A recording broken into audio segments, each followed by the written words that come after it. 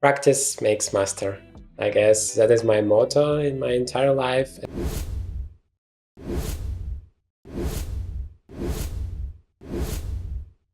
And it applies to chess, it applies to everything in life. That in the beginning, I mean, everybody sucks. It's just not possible to come there, to take a look at the pieces, to learn the rules of chess and just start playing incredibly well. It doesn't work that way. Magnus Carlsen didn't that. Nobody didn't that. Everybody was playing very bad in the beginning and then practicing a lot, and with the time and enough patience, you start seeing some results. And of course, in the beginning, this progress can be tremendous. Like in a few months, you can just be very shocked with the progress you are making. And then it getting slower. Maybe if you are talking about chess rating around, I don't know, 1000, 1200, you might notice that suddenly you're not progressing that much. It's normal. It's because at that point the game really starts to be very, very tough to understand, and then it takes much more time to go to the next level. But still, even though at some point it might seem like you're not making any progress at all, just don't stop. Try to think about it once again as a big journey, and one piece at a time, and you can eat that elephant and get to, I don't know, international master like I am, or a grandmaster title, which is the best title in chess.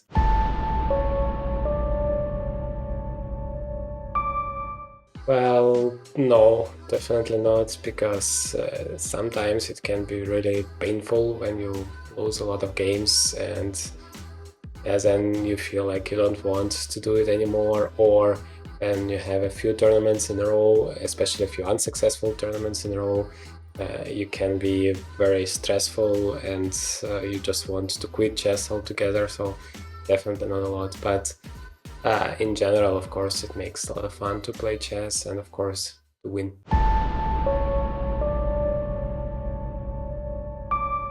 I guess it was to think about the big journey, not to think about like one single step, one game that, it might feel important and I might lose it, but when you look at it from a bigger perspective, then it's just one little step in a huge journey, and you should not just pay too much attention into it just going forward. And it's not really related just to chess. By the way, a very strong grandmaster gave it to me, but in general in life, and there is a small event that feels so important for you, and then it doesn't go the right way, and you are thinking like it's the end of the world. It's just not true. It's just one story, one page in the entire story of your life, and you should just try to forget about it and go on, continue, and hopefully achieve your goals.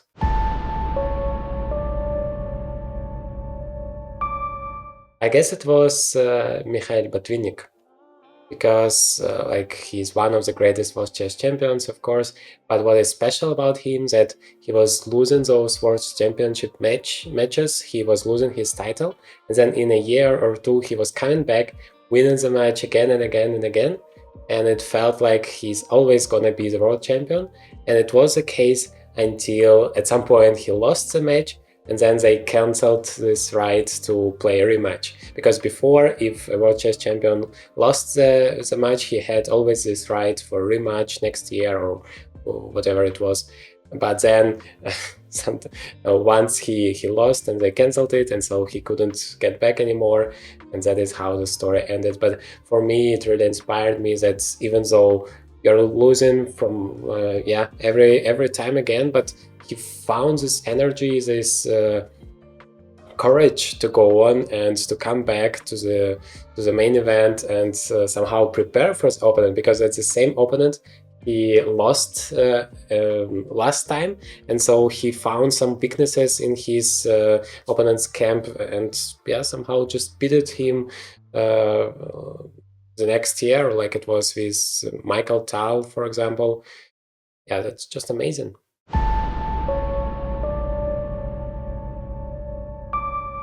Yeah, it's a really tough question. I mean, I definitely have my favorite game, which I have played a great number of years ago, and I have made a video about it. It's called yeah, the most epic game you have seen.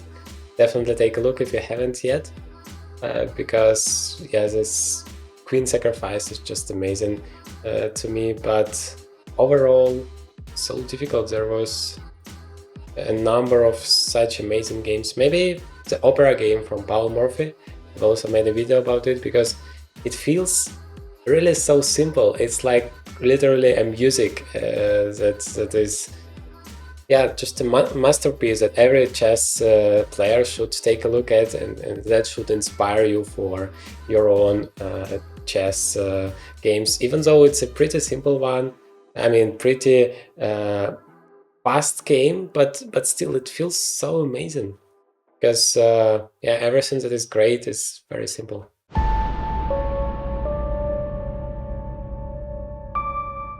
I definitely prefer over-the-board chess over online because it's just a completely different level of emotions compared to online. And yeah, the favorite place would be a chess club together with some people I know to have some fun, to play some nice games without any pressure, because when you play a tournament, of course, you always feel some pressure, even if it's not the most important tournament. Still, I mean, there is something at stake, and so you can't just enjoy and have fun. You constantly are thinking about how important that game is and what's on stake there. But when you're just playing against your friends, some funny games with some trash chatting, I mean, that's only fun, and that is exactly why I started to play chess in the first place, because it just was funny for me. So yeah, that would be the ideal case scenario.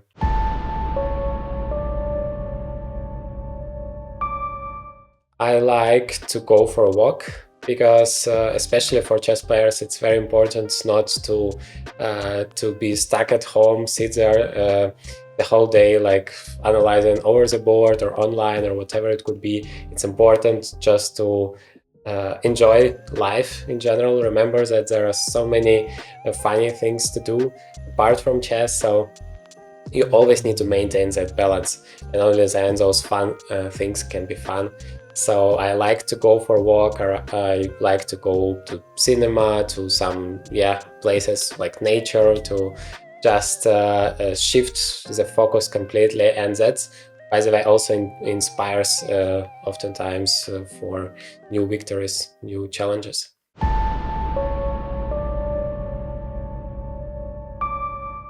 I guess one book which really helped me to go into the next level, to somehow change my entire chess understanding, is How to Become a Grandmaster by Alexander Kotov. It's, yeah, a pretty interesting, fascinating book. He is explaining a lot of concepts, a lot of principles that I also now teach in my videos, that are really essential if you want to break through that level, like, I don't know, 16, 17, 1800, 2000, whatever it could be. It's important to yeah, just bring yourself into the next level, into that next level, because yeah, sometimes you just think, okay, I already understand everything, there is no mystery for me anymore. And then suddenly you're completely getting crushed, especially if you're young. Sometimes it seems like you already know everything and you don't need to learn anything new. It definitely happened to me when I was a child. But then you are getting crushed in one or two tournaments, and then suddenly you understand that you know absolutely nothing about chess. And then this book, yeah, somehow gave this new energy to me. I learned so much, and I'm very thankful that back in the time I have found this book.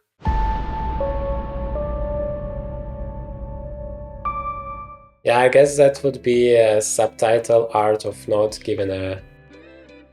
That is a book by Mark Manson, which yeah, really helped me to understand that no matter what happens in life, it's always gonna be something that you don't like, something that you can't do, something that you don't have, and so on. So you need just to choose one thing that would be worth in your battles, would be worth in giving, investing your time and resources and energy to finally achieve your goals. So it's always, no matter what you're gonna do in your life, what you're gonna choose, it's always gonna be hard. It should be that way, so that in the end of the day you can really enjoy the victory that you get.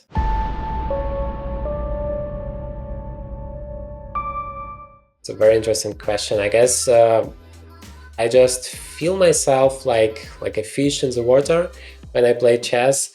It's such a powerful combination of strategy and tactics. There is a concrete set of rules that are there, and yeah, I have to find all of those incredible combinations. I have to yeah, just go to the limits of my brain, and that is of course motivating me hugely. And yeah, also this feeling when you just win the games, it's an incredibly inspiring one, that you are going through this journey, that you have invested a lot of energy into studying the game, and then finally you really get something out of it. This feeling is amazing. It's not comparing to anything else, like just having some fun watching a movie. Like when you are really achieving something, that is the thing that motivates you to go on.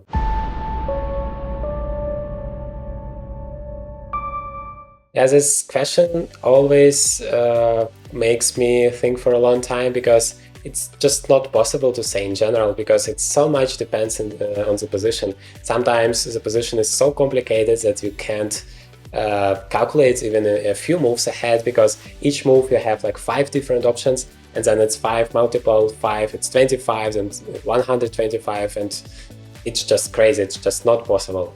And so you need to base your decision on intuition. But sometimes the position is very strategic. I mean, some endgames, for example, and then you can imagine the position, maybe not literally calculate, but just imagine the position in 20 moves. If there is some maneuvers, some pieces maneuvers, it's yeah, definitely possible if the position allows that. So yeah, it really depends on the context.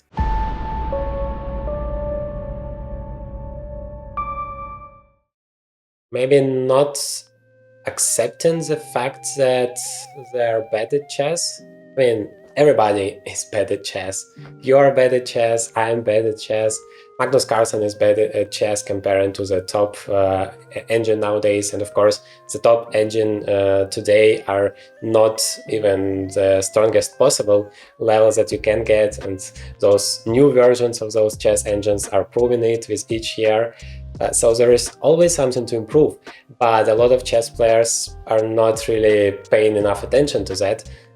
So they're not analyzing their games. That is, I would say, number one mistake that is stopping players from growing, especially yeah, not doing it correctly. Because taking just a brief look at engine evaluation, it's already better than nothing, but it doesn't really get you there. It doesn't really help you to really dive deep into those strategical principles, into those mistakes that you are making. Of course, learning from your mistakes is yeah, single best activity that you can do to improve your chess. And to properly do that, you really need to put those pieces on the board, to really dive deep into the position and try to understand why on earth have you made that mistake, that blunder, what was the reason for that. And only once you do it on a consistent basis, you can really get on the top of the whole chess pyramid.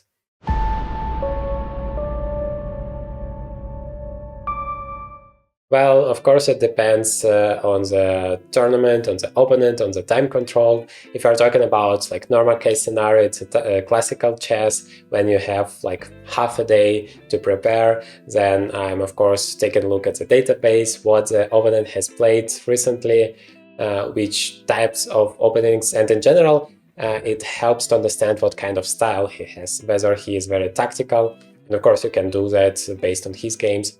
Or he prefers some positional chess, he outplays his opponent in the end games. That means you don't need to exchange the queens, you need to get some craziness in the position and try to be better than he is in terms of tactics. So yeah, and of course I'm taking a look at the openings in the concrete positions, because if I can really find out which position is happening on the board. That would be a huge advantage for me. And sometimes I really get lucky with that.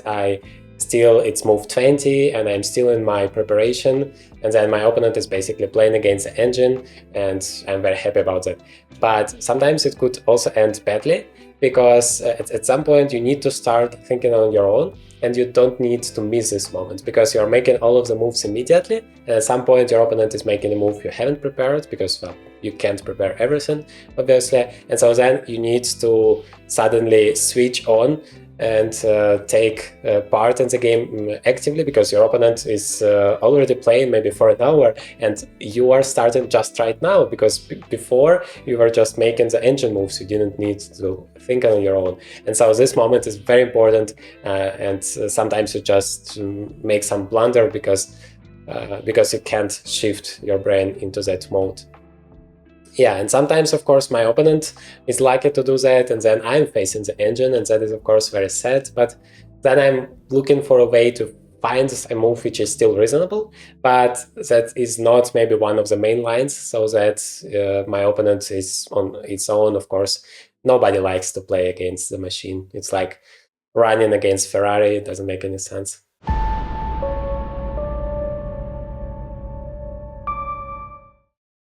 It's a very hard question to answer, especially nowadays, since I have a YouTube channel to make a lot of videos, to make all of those work. It takes a lot of time, but it doesn't really count, I guess, as the time that I spend for my chess improvement. And to do that, if I train, if I have those active training days, it's not a lot. I mean, I'm not crazy like those Indian guys who are famous for learning chess for 10 hours a day. I mean, I would just be crazy in a week. I can do that. I would just quit kind of immediately. But yeah, a few hours of chess daily during those training sessions, that would be a cool way to prepare for the tournament, to get into the right mode once again. Yeah, that is an ideal. But of course, we all have life, we all have a lot of stuff to do, so not often I get that amount of time to dedicate it to chess the way I would like it to be. But now I have a certain goal to become a grandmaster. That is why I want to really dive deeper into it, because to achieve that level I need to really work on different parts of the game, and yeah, of course, I need a lot of time for that.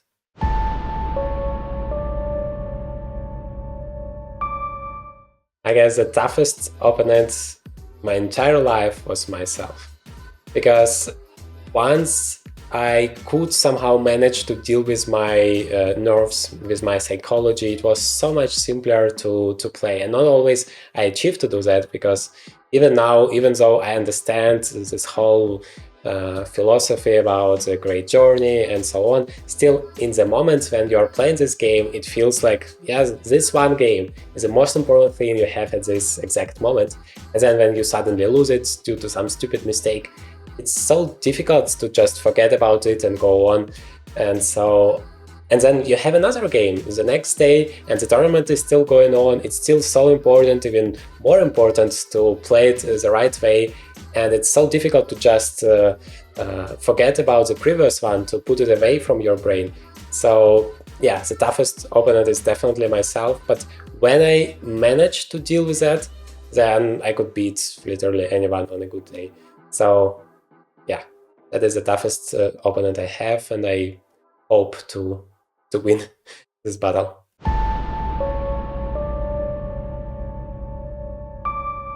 Yeah, somehow I always thought that chess is my hobby, but I guess I can't count that as a hobby, because it's more like my professional activity. So as for hobbies that I just do for fun, I guess that would be reading, because it's very inspiring to read some masterpieces, some great masterpieces, especially like some biographies, when you can take a look at people's life, at successful people's lives, and inspire yourself to work hard, to go on, even though something might go wrong for you at the time. So yeah, that is definitely something I like to do. Also, you can learn a lot, and that just makes you a smarter, a better person, which is always nice. I also like to listen to some music, sometimes either just to relax or once again to get inspired, to get this feeling of, music can do that magic. And I really appreciate the power that music gives to me.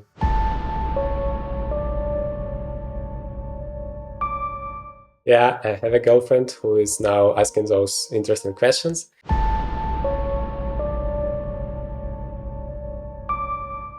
And that is also a very important part of my life, because she's there always supporting me no matter what is happening, especially on a tough day when I am losing a very painful game.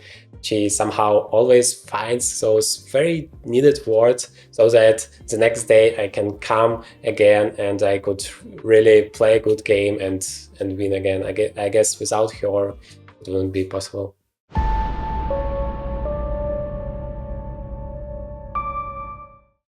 Maybe in a way, I wouldn't say that it hugely somehow affects me, but in terms of the openings, he inspires a lot. Like, he can play literally whatever he wants and somehow still get away with it.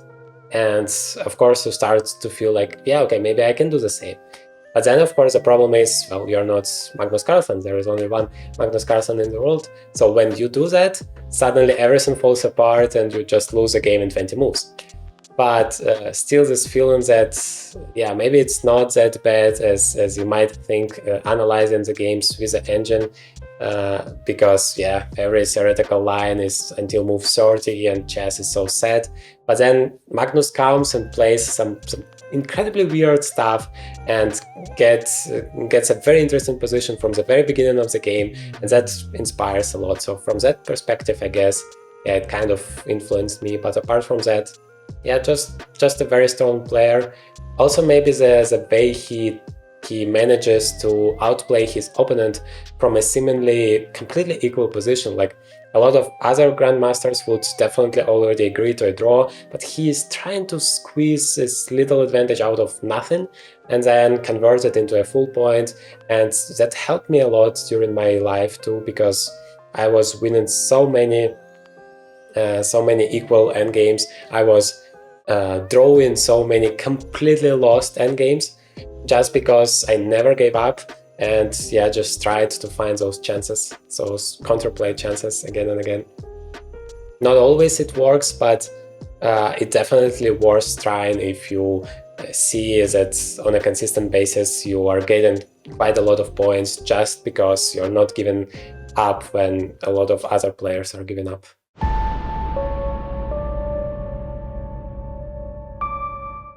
Yeah, that's a very nice question. I have no idea, to be honest, but I don't think that a lot of things are going to change, because now the engines are so strong. I mean, without the engines, nothing is going to change. The chess has survived multiple hundreds of years and nothing has changed. Everything was perfect. But now these shitty computers are there, destroying our whole fun and pleasure, because, like I said, you always need to learn that long theoretical variations, which is, yeah, just sometimes you just don't want to play chess anymore because of that. And so maybe they are gonna put more attention into Fischer random chess, or chess 960 as they call it, because there you get, yeah, 960 different starting positions, which makes it almost impossible to prepare some theory against everything. And that feels very inspiring, but at the same time, I really like the classical variations of chess. I mean, the starting position is just so balanced, it's so beautiful that I don't want to change it. But if there would be a way to somehow eliminate the whole computer preparation thing, I would definitely do that. Maybe one way is this rapid and blitz chess, when you don't have that much time and preparation doesn't really play that huge role. So maybe that is the direction chess is gonna go, also in terms of creating a huge show. Like for television, it makes more sense to have some rapid, some blitz games. But I personally really enjoy the classical chess, because you have this time to really dive deeper into those positions, to really enjoy the whole beauty of chess. I guess only in the classical chess you can do that. So I'm not sure, but I hope chess has a future.